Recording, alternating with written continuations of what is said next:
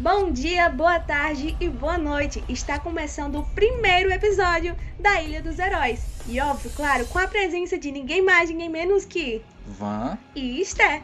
Isso mesmo, galera. E a gente está aqui para começar a discutir sobre o novo filme de Zack Snyder. Isso mesmo, o novo filme de Liga da Justiça que foi lançado no dia 18 de março, ou seja, no dia 18 desse mês. Não é, Esther? Exatamente. Olha, Van, tu conseguiu assistir porque eu não consegui. 4 horas e 20 minutos de duração não é pra qualquer pessoa não, viu? E olha, só vou conseguir assistir quando eu realmente parar tudo e conseguir maratonar. Isso mesmo, Esther. A gente tem que ter um tempo para poder assistir esse novo filme, porque ele vem cheio de informações, novas cenas e nova direção de Zack Snyder, né? Isso porque a direção original do filme de 2017 foi de Joss Whedon, isso mesmo. E agora vem uma nova direção com novas imagens, novos enredos, mas com a mesma história. E olha, o filme foi até bem avaliado pela crítica. Eu tava dando uma olhada aqui que 97% do público que assistiu aprovou. Ele tem 4.8 de avaliação a nota e também pelos críticos, ou seja, isso é muito bom em questão de ser filme de heróis, né? Então, será que podemos ter aí um filme indicado a ganhar alguma premiação lá na frente? Eu acredito que sim, Esther, porque esse filme ele tá bem, muito mesmo assim, muito elogiado, tanto pela crítica dos assinantes, né, isso, quanto também da população no geral. Ele está com 4.8 na pontuação geral, ou seja, de 5, ele está com 4.8. E no site Adoro Cinema a gente deu uma olhadinha, que é um site que faz as críticas dos filmes e séries, tantos de heróis no mundo geek, né, isso?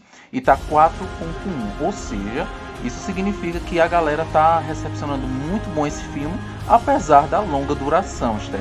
Eu passei mais de 2 horas para assistir a primeira parte e mais de 2 horas para assistir a segunda parte, ou seja, eu dividi o meu tempo durante 2 dias para poder assistir o filme detalhadamente, que inclusive eu achei muito bom.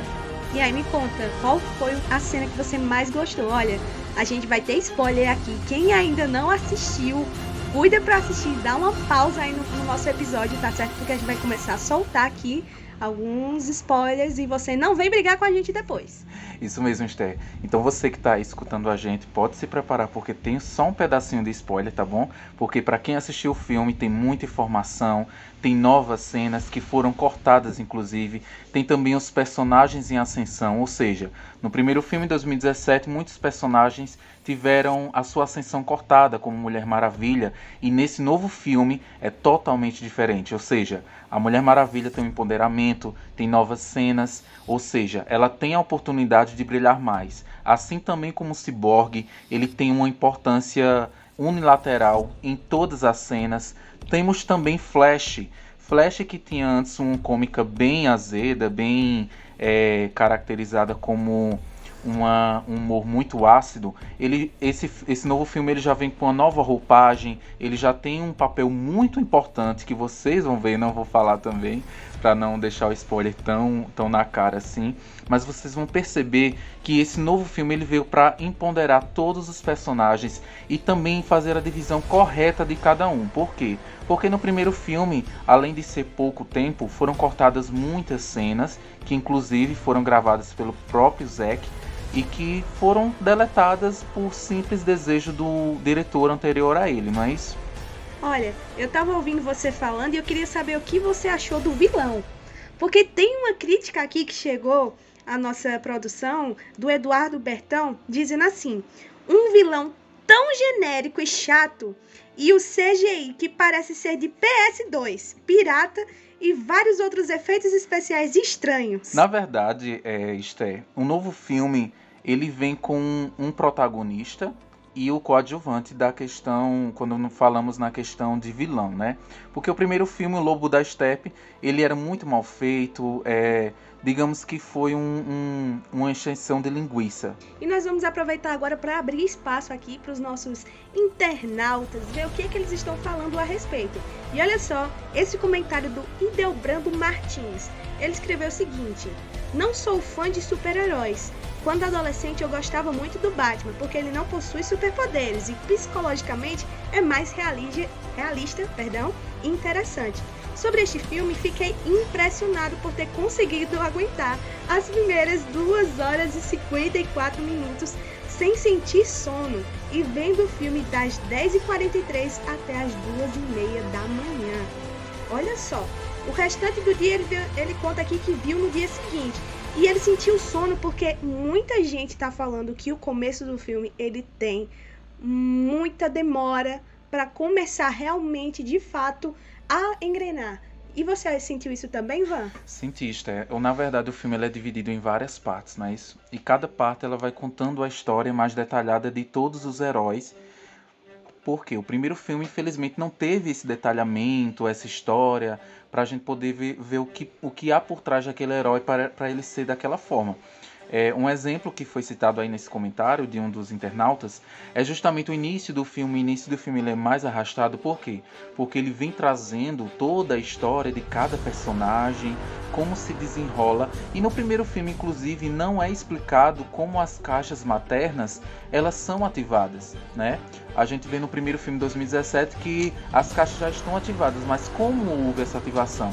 Então é aí que entra a explicação nesse segundo filme, que é justamente a morte do Superman, a morte do Kryptoniano, que acorda a caixa materna e que atrai o lobo da estepe. Então eu achei muito demorado o filme, realmente, tem mais de 4 horas de duração.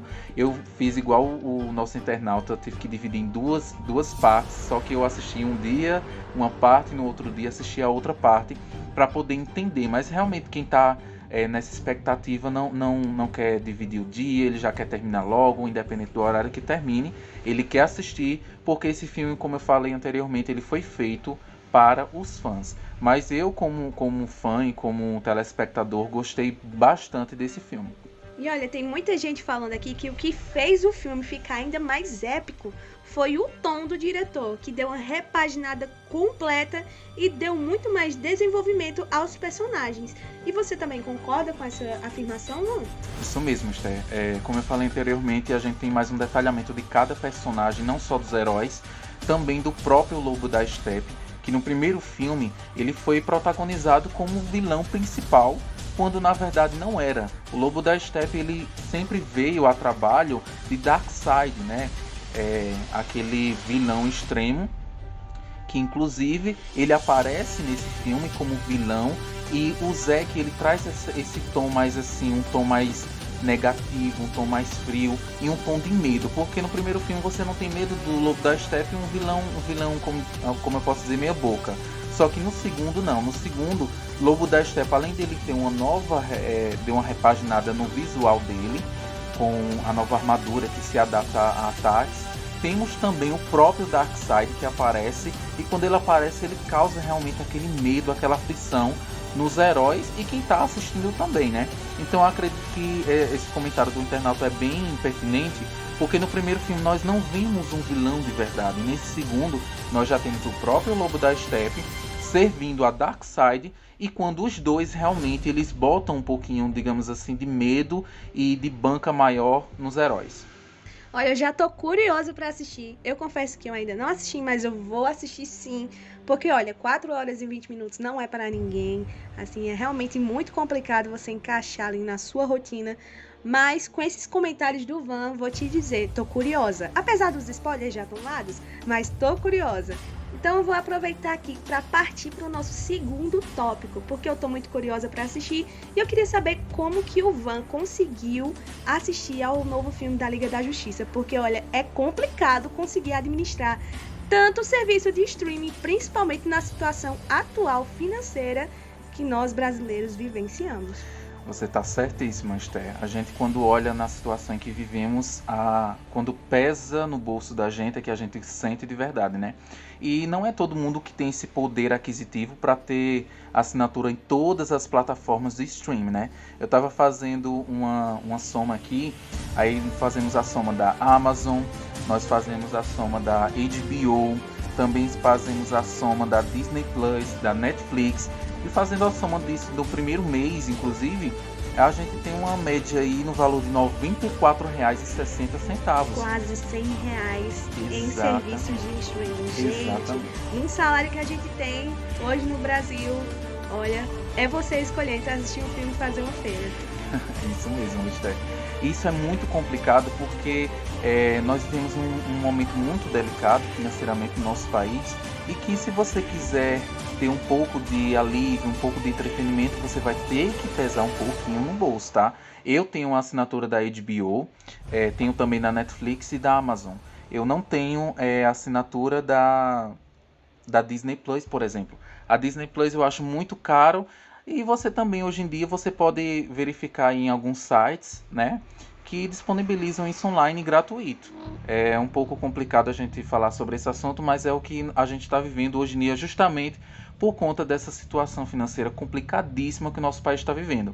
Eu tenho essas assinaturas porque em cada plataforma de streaming eu vejo uma série diferente. Ou seja, se todas as séries fossem disponibilizadas em apenas uma plataforma, ficaria muito mais fácil, muito mais acessível da gente poder assistir o que a gente gosta e também ter um momento de entretenimento. Exatamente. E antigamente, né? Eu falo antigamente, mas anos atrás, alguns poucos anos atrás, era assim que funcionava, por exemplo, com a Netflix. A Netflix, se eu não me engano, foi o primeiro serviço de streaming que nós tivemos acesso aqui no Brasil. E de filmes, no caso de séries, e ela abrangia, na verdade, uma grande pluralidade de filmes, seja da Disney, seja de outros estúdios. Era realmente prazeroso você abrir ali o catálogo e encontrar vários filmes. Hoje em dia não, com a criação desses serviços de streaming de cada produtora de filme, fica complicado pra gente conseguir ter acesso a todos os filmes. Por exemplo, eu tenho a Netflix e eu amo os filmes dos Vingadores, mas não tem mais na Netflix porque está no Disney Plus e eu não tenho Disney Plus. Então muita gente acaba recorrendo àqueles sites piratas que todo mundo sabe, todo mundo já acessou. Não vem dizer que você nunca assistiu ali um filme no Drive, em qualquer outro lugar, porque realmente isso complica até mesmo o acesso ao cinema. Eu não sei se o Van vai concordar comigo, mas tem aquela sensação gostosa da gente assistir um filme junto com a família e às vezes a gente acaba perdendo isso justamente por essa restrição, até mesmo financeira, de não ter acesso para assistir esses filmes. E cada vez mais a gente vê isso alcançando também o cinema. E vamos partir agora para o nosso bloco 3, onde a gente vai falar justamente sobre isso. E para dar uma opinião bem sincera, nós chamamos aqui o nosso internauta, nosso colega Emiliano de Freitas, especialista em filmes de heróis, e ele vai dar a opinião dele sobre a questão do drama do streaming, que é o nosso título do nosso podcast de hoje. Olá, Esté. Bem, a briga é velha, né? Essa briga ela não é nova e cada vez mais a gente vê aí confrontos. E a gente volta um pouco atrás, ali em 2019, onde teve aquelas declarações de Steven Spielberg, quando alguns filmes da Netflix,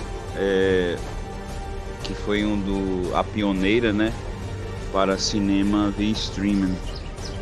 Então o Spielberg acabou dizendo que aqueles filmes que eram, na verdade, telefilmes, né, eles não tinham a proposta do que se é cinema, e Spielberg acabou dizendo as limitações que se tem o cinema convencional, né, e o que se tinha Netflix.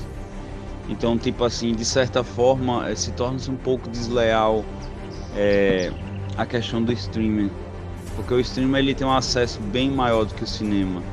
Se você vê, por exemplo, essa briga em 2019, o Green Book ele teve 5 milhões de orçamento. E o filme que a gente está falando, que foi Roma, ele teve um orçamento muito maior.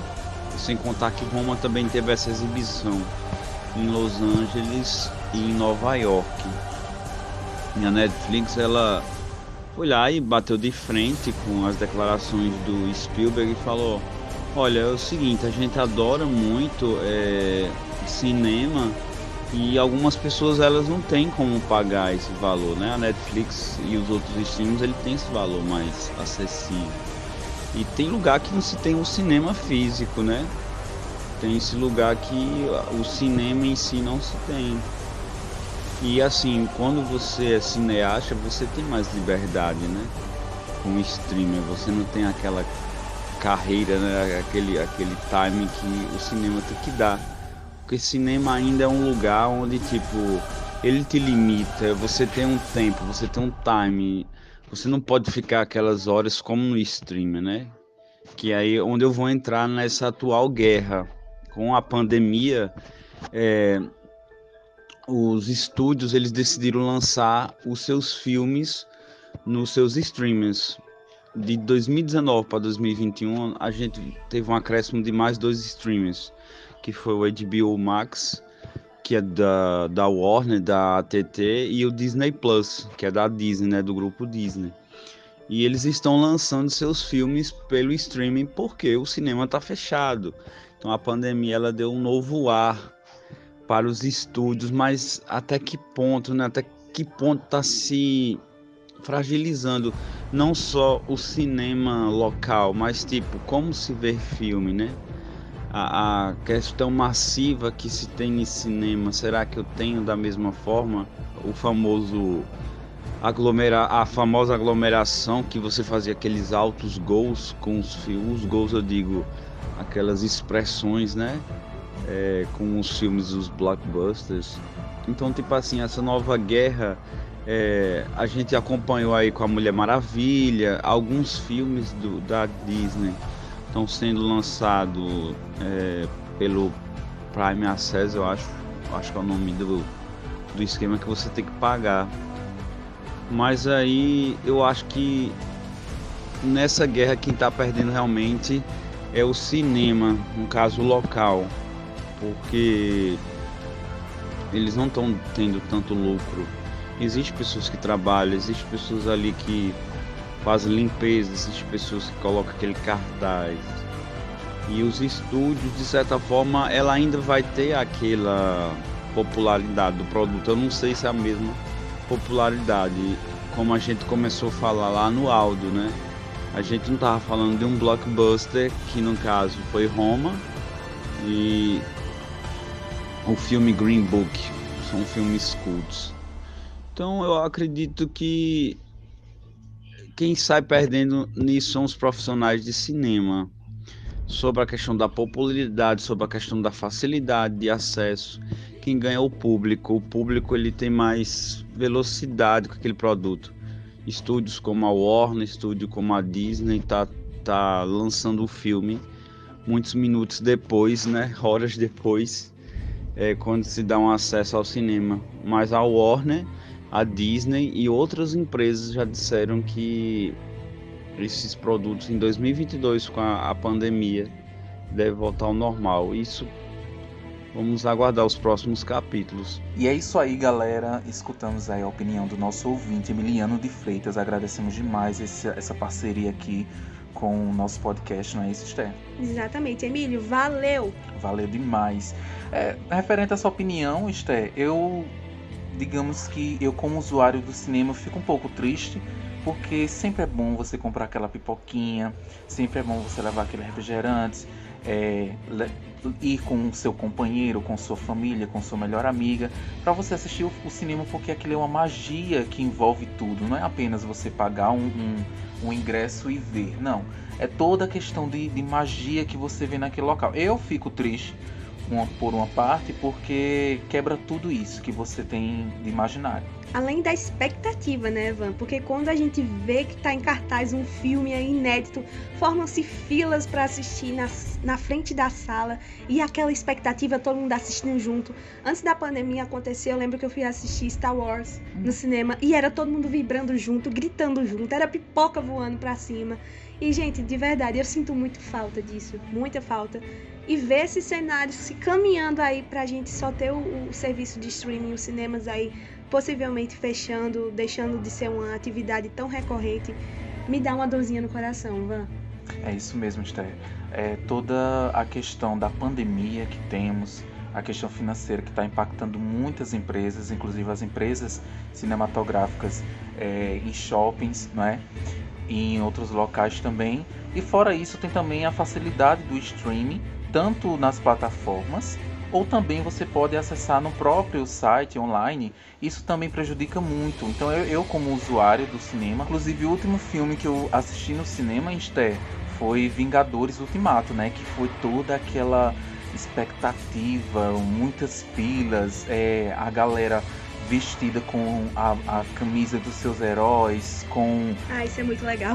Ah, demais. Eu já estava com o meu potezinho de pipoca, que lá estava impresso os próprios Vingadores.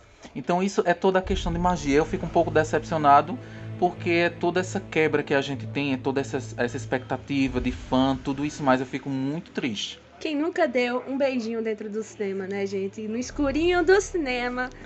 É uma coisa assim que realmente eu espero que não acabe o cinema. Eu espero que pelo menos permaneça por mais alguns anos para que eu possa ter a oportunidade de levar os meus filhos para assistir filmes no cinema, porque não tem comparação, gente. Eu sei que existe o conforto dentro de casa, ali no seu sofá, na sua cama, você colocar ali o filme para acontecer, mas se torna um evento, né? Você ir ao cinema assistir um filme, algo que você gosta, se torna um evento que merece ser apreciado. Eu mesma, assim, eu espero que depois dessa pandemia lance um filme muito maravilhoso de heróis para que eu possa correndo pro cinema assistir. Todos nós esperamos, né, Esther? Nós esperamos que todo esse episódio passe, que todos estejam bem, com saúde, e também que possam se divertirem um pouco justamente no próprio cinema. Eu também espero que não acabe.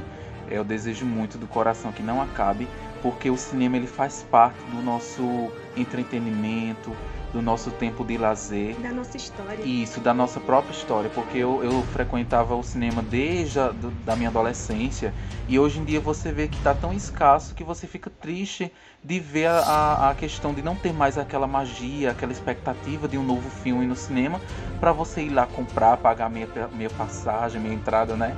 Que eu paguei sempre minha entrada, nunca paguei inteira. Tem toda essa magia também, sabe? De você levar sua pipoquinha. Eu espero que não acabe. E falando em acabar, né, Esther? Infelizmente... Estamos acabando o nosso primeiríssimo episódio, mas eu já quero, de antemão, agradecer a você, ouvinte, que nos escutou até agora, que compartilhou também a nossa transmissão aqui no YouTube. E olha, eu quero deixar um abraço especial ao nosso querido professor que está ouvindo nesse momento o nosso podcast. Professor, muito obrigado por essa atividade, porque olha, está sendo muito legal de fazer. Nós estamos amando participar da sua disciplina. E um beijo também para todos os nossos colegas de turma que possivelmente também estão escutando o nosso podcast. Isso mesmo, Esther. Agradecemos demais do fundo do coração tanto os internautas que interagiram conosco, também o nosso convidado Emiliano de Freitas. Isso. E também a você que está escutando aí, né? Seja no YouTube, vamos postar no YouTube ou em outras plataformas para vocês escutarem o nosso primeiro episódio, que se chama O Drama do Streaming, e aguardamos você na próxima, não é isso, Esther? Exatamente. Hasta la vista!